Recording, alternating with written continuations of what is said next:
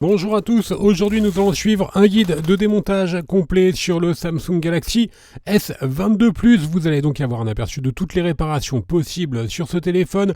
Pour réaliser vos réparations sur le S22+, on vous conseille d'utiliser le kit d'outils numéro 1.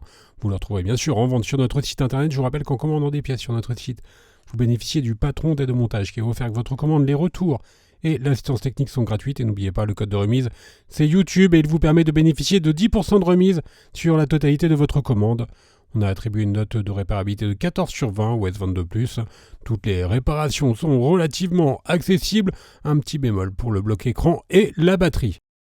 Avant de commencer votre réparation, n'oubliez pas d'éteindre votre téléphone et de retirer le rack SIM.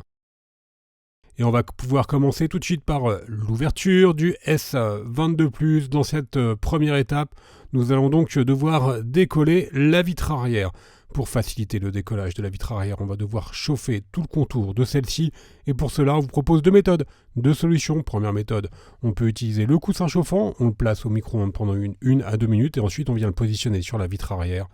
Deuxième méthode, on peut également utiliser un décapeur thermique ou un sèche-cheveux. Et là encore, on vient donc chauffer l'arrière du téléphone. Une fois que vous avez correctement chauffé l'arrière du téléphone, on va créer un point d'insertion en insérant le médiator en métal percé entre la vitre arrière et le châssis. Alors vous avez vu, nous l'arrière du téléphone était complètement cassé, donc on n'a vraiment pas eu de mal à insérer le médiator en métal. Pour vous à la maison, ça va être un petit peu plus compliqué. Il faudra peut-être s'aider d'une ventouse pour créer un point d'insertion avec le médiator en métal percé. On va pouvoir mettre la vitre arrière de côté et dans la deuxième étape, nous allons retirer la batterie. Alors pour avoir un accès au connecteur de la batterie, on va devoir retirer les vis cruciformes qui maintiennent l'antenne NFC et la nappe de recharge par induction. Elles font toutes la même taille. On déconnecte ensuite les nappes. Donc vous en avez deux. Donc l'antenne NFC et la nappe de recharge par induction. Et ensuite on vient décoller la nappe de recharge par induction qui est légèrement collée sur la partie basse du téléphone. Une fois que la nappe de recharge par induction est déposée, on va pouvoir bien sûr déconnecter la batterie. Voilà, c'est la connectique en orange. On s'intéresse maintenant au module haut-parleur qui est maintenu par 7 vis cruciformes. Là encore, elles font toute la même taille. Alors bien sûr, ce qu'on va vous présenter, c'est un guide complet de réparation. Si vous voulez des tutoriels plus précis pour remplacer l'écran ou la batterie, vous la trouvez bien sûr sur notre site internet. Voilà pour le module haut-parleur. Et en dessous, on va découvrir donc le connecteur de charge. On va pouvoir déconnecter les trois nappes qui relient l'écran, le connecteur de charge et le connecteur de charge à la carte mère.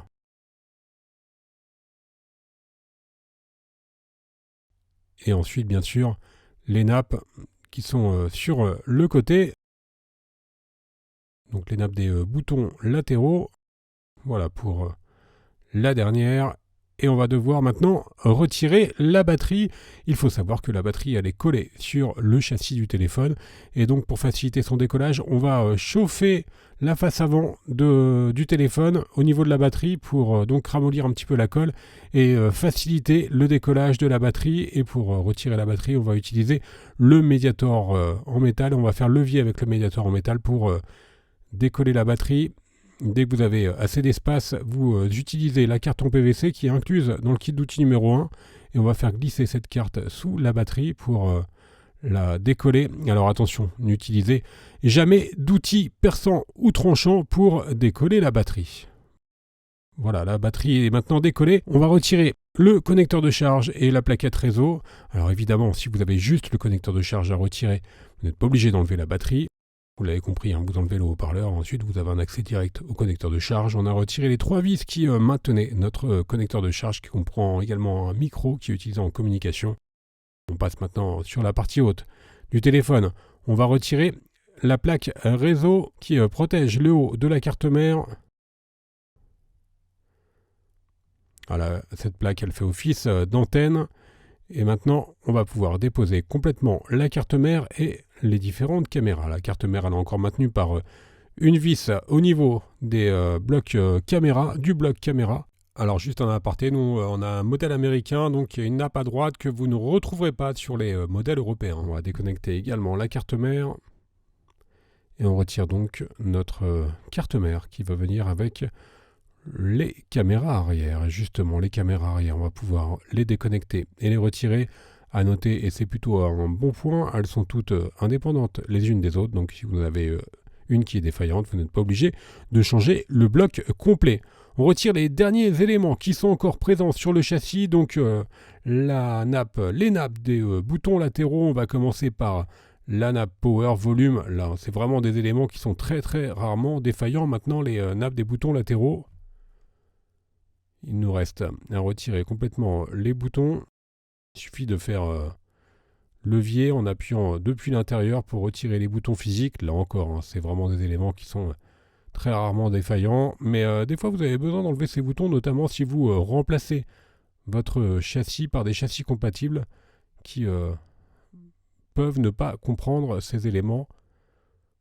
Je vous invite à bien regarder les descriptions des produits quand vous achetez vos blocs écrans sur notre site. Ils sont présents sur les blocs écrans d'origine. On retire maintenant le haut-parleur supérieur et la caméra avant. Là, on va devoir chauffer légèrement la caméra pour faciliter son décollage. Et juste à droite, on va retrouver l'écouteur interne de l'oreille qui fait également office de haut-parleur secondaire.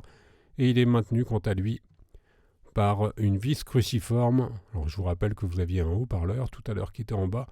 Là, il s'agit du second haut-parleur qui fait également office d'écouteur interne de l'oreille, donc pour entendre vos correspondants en communication.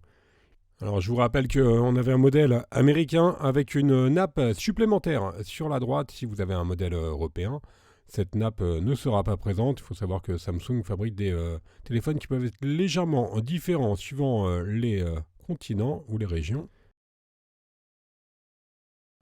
Et la dernière nappe, il s'agit de la nappe réseau. Alors là encore, c'est un élément qui est quasiment jamais défaillant, mais on voulait vous présenter vraiment un guide de démontage complet. Et vous avez donc un aperçu de toutes les réparations possibles sur le S22+ en version 5G, vous l'avez compris. Je vous rappelle qu'en vous rendant sur Bricophone, vous bénéficiez d'une assistance technique gratuite par chat, par téléphone, également par email. N'oubliez pas, le code de remise c'est YouTube et il vous permet de bénéficier de 10% de remise sur la totalité de votre commande. Vous nous retrouverez bien sûr sur les différents réseaux sociaux. Merci à tous d'avoir suivi ce guide et à bientôt pour de nouvelles réparations.